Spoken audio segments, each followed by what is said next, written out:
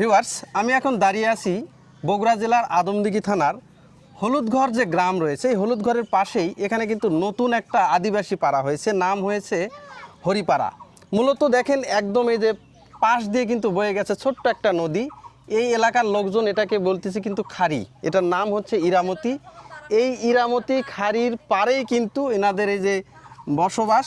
ছোট ছোট কুড়ে ঘর, কিন্তু দেখেন জোরে যদি ঝড় আসে এই ঘরগুলো কিন্তু একবারে উল্টে যাবে। এই যে দেখেন ছোট ছোট টিনের সুপরি ঘর, এই যে এখানে দেখেন একদমই টিনের ছোট ছোট সুপরি ঘর। কোনো ঘরের টিনের ওয়াল আছে, আবার কোনো ঘরে কিন্তু টিনের ওয়াল নাই, পুরোপুরি ছাউনি, মানে বস্তা ছালা চট দিয়ে কিন্তু এই বাড়িঘরগুলো করা হয়েছে। তো এখানে এনারা কিন্তু থাকেন। তো আজকে এই আদিবাসীরা তারা কি অবস্থায় থাকেন, তাদের জীবনযাপন কেমন, তারা কি খান, তারা তাদের পেশা কি, তারা কি পেশা করে তারা জীবিকা নির্বাহ করেন, সব কিছুই কিন্তু আজকের এই ভিডিওর মাধ্যমে কিন্তু তুলে ধরবো। ভিডিওটি না টেনে পুরোটাই দেখার চেষ্টা করুন। আমি কিন্তু এই আদিবাসীদের জীবনযাপন সব কিছুই এই বিস্তারিত তুলে ধরবো আজকের এই ভিডিওর মাধ্যমে। তো চলুন ঘুরে আসি আজকের এই বগুড়া জেলার আদমদীঘি উপজেলার হরিপুর যে আদিবাসী পাড়া রয়েছে সেই পাড়া থেকে, এবং শুনে আসি এখানকার আদিবাসীদের জীবনের যে গল্প, সেই গল্পগুলো তুলে ধরি এবং শুনে আসি তাদের কাছ থেকে।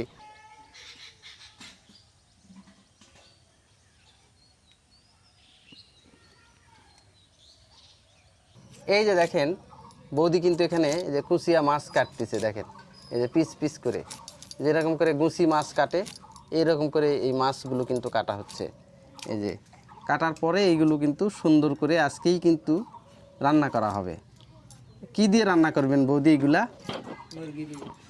হ্যাঁ, না এই যে পেঁয়াজ রসুন এইগুলো দিয়ে রান্না করবেন না? আচ্ছা, হ্যাঁ, সুন্দর করে রান্না করবেন, মানে ভুনা সিস্টেম। এই যে দেখেন পিস পিস করে সুন্দর করে কিন্তু কাটা হচ্ছে। এই যে যে কুচিয়া মাছগুলো এতক্ষণ কাটা হলো, সেই মাছগুলো কিন্তু এই যে টিউবওয়েল পাড়ে আনা হয়েছে, সেইগুলো কিন্তু আগে পরিষ্কার করে নিচ্ছেন উনি, তারপর পিস পিস করে কিন্তু উনি আবার কাটবেন। এই কুচিয়া মাছগুলো নিয়ে আসলে ধুয়ে নিচ্ছেন।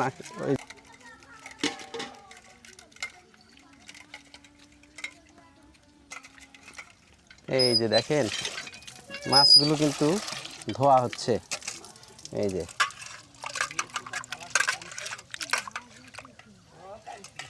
দেখি দিদি একটু জাগান তো। এই যে দেখেন অনেক মাছ, কুচিয়া মাছগুলো কিন্তু এই মাছগুলো পরিষ্কার করা হচ্ছে।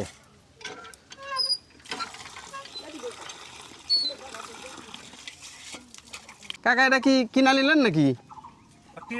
হ্যাঁ, কত দিয়ে কিনলেন? 11,500 টাকা। এখান থেকে কিনলেন না? এখান থেকে নয়, বাজার থেকে। বাজার থেকে? বাজার থেকে। ও, এখানে যে ঘাস খাওয়াতে নিয়ে আসছে? ঘাস খাওয়াতে নিয়ে ও, এটা হাটে তুলবো। হ্যাঁ তাই? কোন হাটে উঠাবেন? এটা উঠাবো সামনে, শনিবার আগুন দিয়ে তুলবো। আদম দেখি না? আগুন দিকে, হ্যাঁ। ঈদের পর একটু এখন দুই একদিন হাট লাগবে না মনে হয়? লাগবে না, হয়। হ্যাঁ, খুব সীমিত উঠবে। সীমিত? খুব সীমিত, হ্যাঁ। অনেক বড় তো খাসি। হ্যাঁ, অনেক বড় খাসি। বাহ, বিশাল একটা খাসি। এই যে দেখেন, আর এখানে এই যে ধান কিন্তু এই যে অলরেডি সিদ্ধ করা হয়ে গেছে, অনেকগুলো ধান সিদ্ধ করা হয়ে গেছে। এই দাদা কিন্তু এখনো সিদ্ধ করতেছে। দাদা কাজে কখন বের হবেন? এখন বের হবেন? এত পরিশ্রম করেন আপনারা? এই এই কাজ করে আবার বাইরেও যাবেন? আচ্ছা আচ্ছা, হ্যাঁ হ্যাঁ। আর এই যে দেখেন এখানে কিন্তু যেখানেও শাক কিন্তু আনা হয়েছে, মানে এনাদের অপরিহার্য একটা উপাদান শাক কিন্তু থাকবেই। রান্না করলে কিন্তু শাকের একটা আইটেম থাকবেই। এই শাকগুলো কিন্তু আশেপাশে থেকেই আনা হয়েছে না? এই যে আশেপাশে থেকে আনা হয়েছে শাকগুলো কিন্তু এখন এই যে বাছা হচ্ছে। কি শাক এইগুলো বৌদি? এগুলো সব রকমের শাক। মিশালি শাক? হ্যাঁ। আচ্ছা, এই আশেপাশে থেকেই আনলেন তো? হ্যাঁ।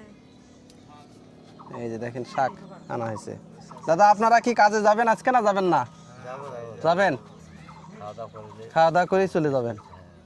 বেলা তো খুব একটা বেশি বাজেনি, 10টায় বাজেনি এখন। হ্যাঁ, ফিরবেন কখন আবার? 8টা 9টায় না? দাদুর বাড়ি কি এখানেই তো না? আপনার নামটা? সুশীল। সুশীল। আচ্ছা, আপনাদের এখানে যে বয়স্ক মুরব্বী, এটা কি আপনিই না আরও আছে? এখন তার কেউ না, আমি। আপনিই আছেন, মানে বয়স্ক হিসেবে আপনিই। আচ্ছা, আপনাদের এখানে যে হয়তো মাঝে মধ্যে আপনাদের মধ্যে যদি কোনো বিবাদ হয় বা কলহ হয়, এটা কি আপনারা দিন দরবার করেন? করি। সে আপনি কি মাথা মুরব্বী হিসেবে থাকেন? এখন চ্যাংরা প্যাংরা সব অন্য কথা বলছে, এখন চ্যাংরা প্যাংরার মাথা মুরগি হয়ে গেছে। চেংরা পেরায় মাথা মুরব্বী হয়ে গেছে। আচ্ছা, তাও কথা শুনে আবার যখন বিয়ে শাদী যখন লাগে তখন তো আপনাদের দরকার হয়, দরকার হয়। তখন আপনারা এই সমাজের একজন হয়ে হুম। বিয়ের সম্বন্ধ নিয়ে যান। হ্যাঁ।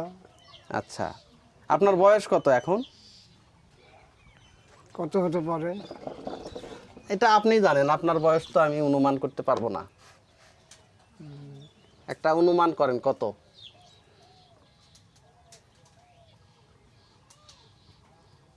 ওই ধরেন যে 87। 87 বছর। কিন্তু আপনাকে দেখে তো এখনো অনেক এনার্জেটিক, মানে শক্তিশালী মনে হচ্ছে। ও আজকাল চোখের সমস্যা।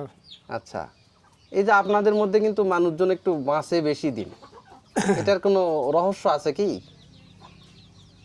রহস্য নাই, খাওয়া দাওয়া তো সব ঠিকঠাক করতে হবে। তাই না? হ্যাঁ। খাওয়া দাওয়া আপনারা কি করেন মূলত?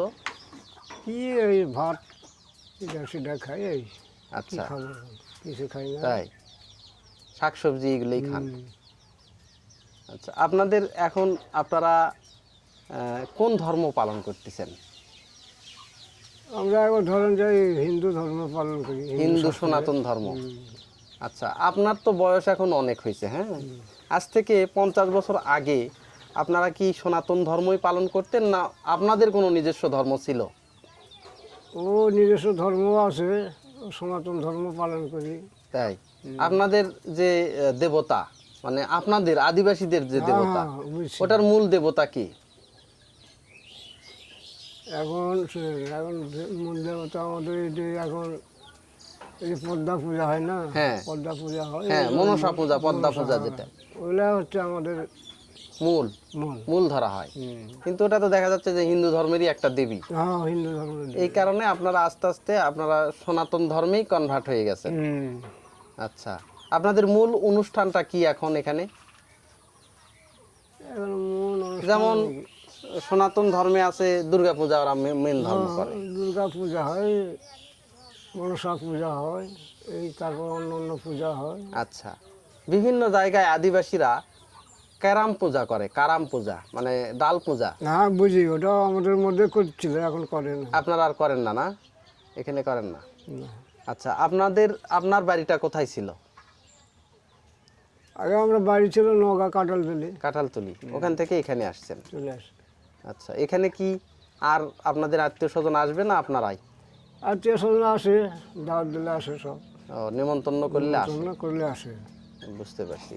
তো কেমন লাগে আপনারা এখানে যে বসবাস করতেছেন? এখানে ভালোই লাগে, হ্যাঁ, ভালোই লাগে। আপনাদের মূল জীবিকা কি, মানে কাজ কি? কাজ কাম ওই যে ধান কাটা, তারপর খাওয়া ভাঙা, কুচা মাছ ধরা, তারপর বিভিন্ন রকম কাজ করি আমরা। এইগুলোই কাজ না? আচ্ছা, তাহলে দাদার নামটা কি হলো?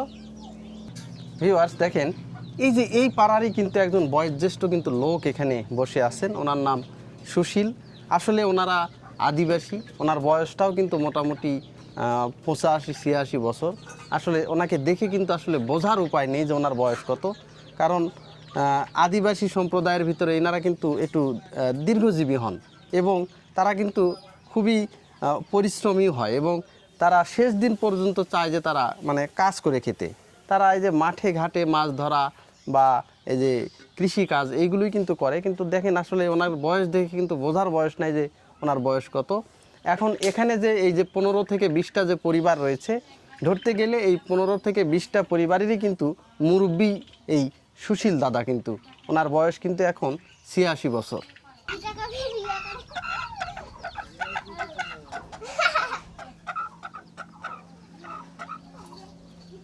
তাহলে আপনাদের আদি নিবাস ইয়েতে নওগাঁতে?